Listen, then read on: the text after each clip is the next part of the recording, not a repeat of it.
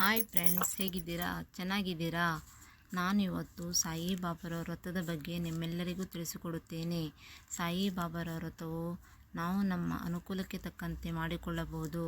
ಸಾಯಿಬಾಬಾರ ವ್ರತ ಆಚರಣೆಯಿಂದ ನೀವು ಇಷ್ಟಪಟ್ಟದನ್ನು ಪಡೆದುಕೊಳ್ಳಬಹುದು. ಬಾಬಾರವರ ವ್ರತವು 5 ವಾರ ಇಲ್ಲವೇ 9 ಗುರುವಾರ ಮಾಡಬಹುದು. ನನ್ನ ಜೀವನದಲ್ಲೂ ಬಾಬಾ ಅವರ ವ್ರತದಿಂದ ಒಳ್ಳೆಯ ಫಲವನ್ನು ಕೊಟ್ಟಿದೆ.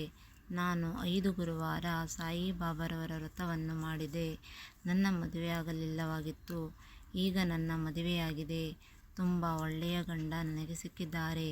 ಹಾಗೆ ನನಗೆ ಮುದ್ದಾದ ಟ್ವಿನ್ಸ್ ಮಕ್ಕಳನ್ನು ಸಹ ಕೊಟ್ಟಿದ್ದಾರೆ. ಇದಕ್ಕಿಂತ ಭಾಗ್ಯ ಇನ್ನೇನು ಬೇಕು? ನೀವೇ ಹೇಳಿ.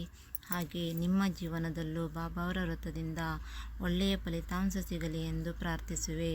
ಸಾಯಿಬಾಬಾರನ್ನು ದಿನಾಲು ಎದ್ದ ತಕ್ಷಣ ನೀವು ನಿಮ್ಮ ಕೈ ಹಸ್ತವನ್ನು ನೋಡಿಕೊಂಡು, ಬಾಬಾ, ಇವತ್ತಿನ ದಿನ ಶುಭಕರವಾಗಿರಲಿ ಹಾಗೂ ನಾನು ಮಾಡುವ ಪ್ರತಿಯೊಂದು ಕೆಲಸದಲ್ಲೂ ನೀವೇ ಕಾಣಬೇಕು, ನಿಮ್ಮಿಂದ ಪ್ರಾರಂಭವಾಗಿ ನಿಮ್ಮಿಂದಲೇ ಮುಗಿಯಬೇಕು ಎಂದು ದಿನಾ ದೇವರಲ್ಲಿ ಪ್ರಾರ್ಥಿಸಿ. ಹಾಗೂ ಯಾರಿಗೂ ಅನ್ಯಾಯವನ್ನು ಮಾಡಬೇಡಿ. ನಾವು ಮಾಡಿದ ಅನ್ಯಾಯ ನಮ್ಮನ್ನೇ ಕಾಡುತ್ತದೆ. ಯಾರೊಬ್ಬರಿಗೂ ತೊಂದರೆಯನ್ನು ಕೊಡಬೇಡಿ. ನಮ್ಮಲ್ಲಿರುವ ಕರ್ಮಗಳು ಬೇಗ ಕಳೆದರೆ ಬಾಬಾರವರು ಬೇಗನೆ ಫಲಿತಾಂಶವನ್ನು ಕೊಡುತ್ತಾರೆ. ಬಾಬಾರವರ 5 ವಾರ ಅಥವಾ 9ನೇ ವಾರದ ಪೂಜೆಯಲ್ಲಿ ನೀವು ಮಾಡಿದ ಪೂಜೆ ಫಲಿಸದ್ದೇ ಆದರೆ 9ನೇ ವಾರ ಬಾಬಾರವರು ಭಿಕ್ಷುಕರ ರೂಪದಲ್ಲಿ ಬರುತ್ತಾರೆ.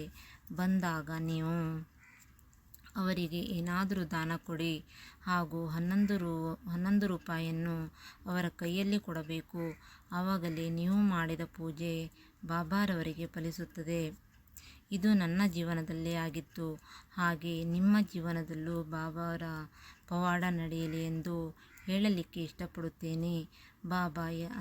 ಬಾಬಾ ಯಾರೇ ಕೈ ಬಿಟ್ಟರೂ ನೀವು ಮಾತ್ರ ನಮ್ಮ ಕೈ ಬಿಡಬೇಡ ಎಂದು ಬಾಬಾರಲ್ಲಿ ಬೇಡಿಕೊಳ್ಳಿ.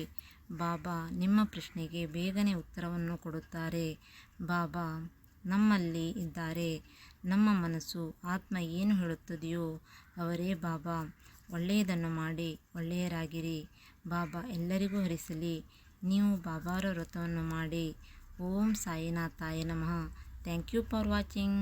ಬಾಯ್ ಬಾಯ್.